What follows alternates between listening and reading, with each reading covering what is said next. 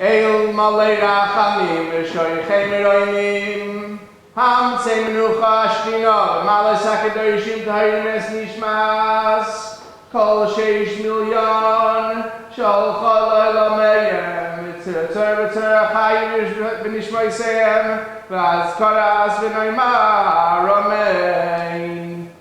May their souls of the 6 million be bound with the eternal bound of life with God, and I say, Amen. Dutchess County recognized Holocaust Remembrance Day with a special presentation organized by the Justice Brandeis Law Society and the New York State 9th Judicial District. Held at the Dutchess County Courthouse, the presentation featured Audrey Reich telling the story of her father, Ron Unger, a Holocaust survivor from the Nazi concentration camps in Austria. I recently heard an extraordinary account by a local 94-year-old man of his experience as a camp liberator in the American Army. His name is actually Alan Moskin, and he lives in Rockland County. My heart broke as he described the conditions he and his colleagues found at a camp very close to where my father was liberated. He said they had been told to look for a camp for Jews, and it was the first they had heard of such a thing. What they found were emaciated people, almost skeletons, with arms that looked like broomsticks, sunken cheeks, and dazed eyes. They were in filthy pajamas and had lice and sores over their bodies. He said the stench was unbearable. It is still too difficult for my father to describe those details. The event's host, Poughkeepsie attorney Marty Rutberg, knows how important it is to remember the Holocaust, especially with today's world situation.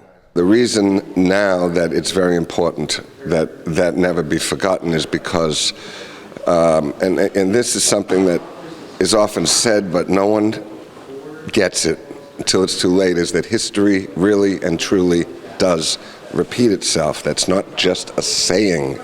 If you look at the world today, there are groups of people out there that are slaughtering others in Africa, in the Middle East, parts of Europe are on fire again, and things don't seem to be heading in a good direction.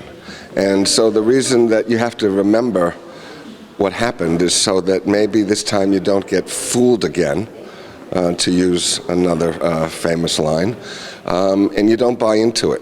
Reich's father, now 88 years old, shares the same concern, and though it has been difficult, Ron Unger is more compelled than ever to tell his story. Now he's very committed to telling the story. He's very distraught by what's going on in the world with the rise of anti-Semitism and violence and, intolerance in all areas, and so he feels very compelled to tell. Holocaust Remembrance Day reminds us the lessons from our past can serve as a guide into our future. From Poughkeepsie, this is Roger Connor for HVNN.com.